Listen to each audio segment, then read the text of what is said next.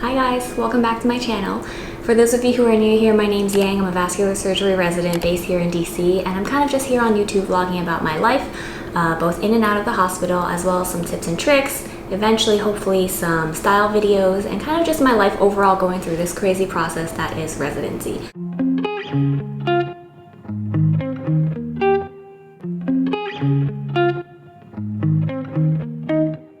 So I recently asked on Instagram, kind of what people wanted me to talk about. One of the most popular things that got requested recently was tips for surviving intern year. Since we are now in June, which is kind of crazy, the new interns are starting soon. So I thought this would kind of be helpful for you guys. Intern year is really daunting. I know I was really nervous before I started.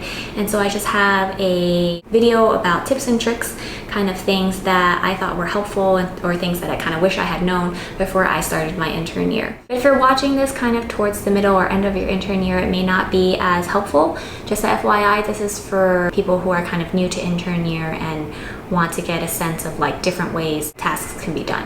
And also as a general disclaimer, I am obviously one resident based at one program. This is what's worked for me and my hospitals and kind of our workflow. I am sharing the different ways that it's helped me, but that may not work for you guys. Like, we have a pager system, you might not have a pager system. And then again, the last thing I want to say is that remember, I am a surgical resident. Our lives are very different from medicine residents. Our day-to-day workflows are very different. So keep that in mind as well. And with that being said, let's just get into it. So for those of you who are unfamiliar with the term intern, maybe not even in the medical field, although I don't know why you'd be watching this video. An intern is the equivalent of a PGY1, which stands for postgraduate year 1. So this is someone who is in their first year of training after medical school. For a surgical residency, the tasks of an intern usually include knowing the patients really well, essentially running the floor, including consults, dressing changes, writing notes, staffing things. These are all tasks that are typically associated with an intern.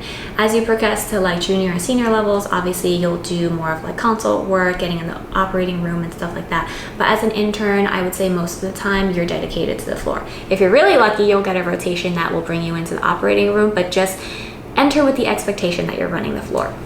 I think the most important thing for an intern is just that we can, one, trust you, so we can trust everything you're saying to us and that you're reliable and dependable, and that two, you just get the work done. The worst thing you can do is lie and not be honest. A good intern is someone who's really organized, someone who knows the service really well, someone who knows how and when to triage appropriately and when to ask for help. In the beginning of intern year, it's always okay to ask for help. We would much rather you ask than try to figure something out on your own or just assume things. That can range from like between, is this medicine okay to give, all the way to like, does this patient need to go to the operating room? Some of the general good ways for how to be a good intern is obviously being organized, being tidy, never losing your list. I'm guilty of this too, but basically run your life by your list. Midway through the day or later in the afternoon to just touch base and be like, hey, can we run the list? RTL is the official term. Running the list means you're going through every single patient, talking about what has been done, what still needs to be done, any type of clarification, stuff like that. It's always really good for an intern to check in as the day goes on. So let's say you've done your morning rounds and then your seniors go off to the OR. Try and find out like, what's the best way for me to staff a consult with you? If I have questions, how do I come find you guys? All of that stuff. I'm not trying to like belittle how smart you guys are and how hard you've all worked to get into residency. Trust me, I know and feel all of that, but it's almost like a safety thing as an intern. It's never really the intern's fault. You just kind of carry out the tasks.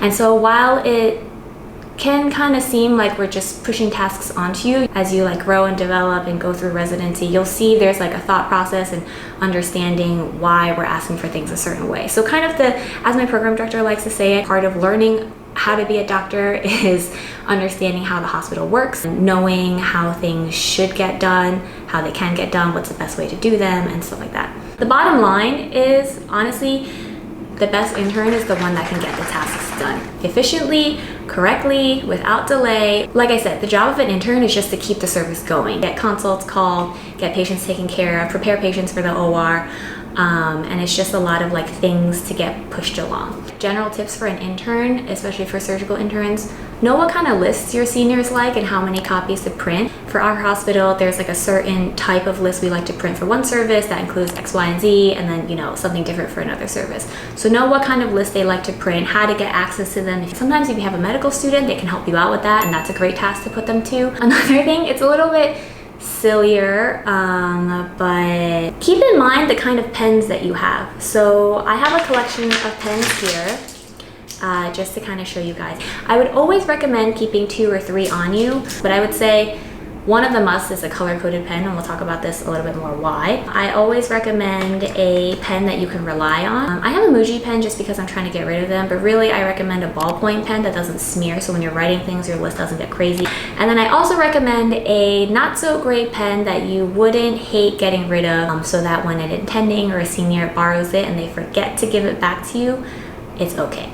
I specifically keep a pen on me for that. The other thing that I think is really good starting out intern year is whether you're a digital person or you prefer paper copy, I would recommend keeping a list either on your phone of things to reference or in a physical notebook. So at the start of intern year, I had a notebook, and it's actually really cute. So I started on the vascular service and we had a designated work area. So I always had my backpack close by and I could always reference this notebook. And so here I'm just like looking through it. I have like, here's how you pre-op an outpatient, here's how you pre-op an inpatient, you know, standard heparin drip orders, vanc dosing, certain call numbers and stuff like that. So if you like to have a physical copy, you can do a notebook. If you are a phone person, then I recommend that as well. Some of you guys might be running around the hospital like I eventually ended up doing, and so just having a notebook that doesn't necessarily fit in any type of pocket just gets to be like extra weight. So you can always do it on your phone. I have 2 ways that I've done this. I'm an organization freak, guys. I have one where it's just a list on my phone using the Notes app, and that goes through it by site. So for certain sites, obviously the protocol is a little bit different, so I have frequently used numbers and processes saved on that. And then I also have photo album where I just have pictures of things that I've taken in the hospital to kind of help orient me. Sometimes in the call room or in the workrooms, there'll be a list of like numbers that correlate with each floor, so I take a picture of that. Or there'll be the ACLS protocols or an orientation, so I took a picture of that. So I keep an album in my phone for information, you know, that I think that I would access frequently. How to page somebody, how to return a page, frequently called numbers, so like CT, X-ray reading room, cardiology, sorry to all the cardiologists, call room, access codes, things like that. Okay, other things for general tips for intern, I would say, definitely important to figure out if you guys pre-round or not. I think some services will have the individual residents see the patients and then kind of like table round, talk about patients as a whole. Some services don't do that, so definitely see if that's something that you will need to do. Another general tip is to ask about the overall workflow of the day. Now, hopefully someone from each rotation will be kind of giving you sign out and telling you about these things, but general questions I would ask: how often do you guys RTL? Is there a specific time and place that you guys like to do it? Do attendings round at a specific time? Like, how should I be best prepared for those? Do they want me to present? Do they want a one-liner or a formal presentation? Make sure you know how to get in touch with your seniors if you have any questions or if there's any emergent updates that you need to let the team know, such as, you know, patient crashing or coding, status change in the patient who needs to be either upgraded or downgraded from the ICU, stuff like that. So those are kind of just the general tips, things to sort of figure out before you actually even start your rotation. Even though it doesn't always feel great to be an intern, interns are like the backbone of the entire service. They know the labs, they replete the lights, they write the notes, they know what's going on with dispo things, like they just keep things running. So interns run the hospital essentially. So keep that in mind, especially when you're having a really shitty day that, you know, the work couldn't be done without you guys.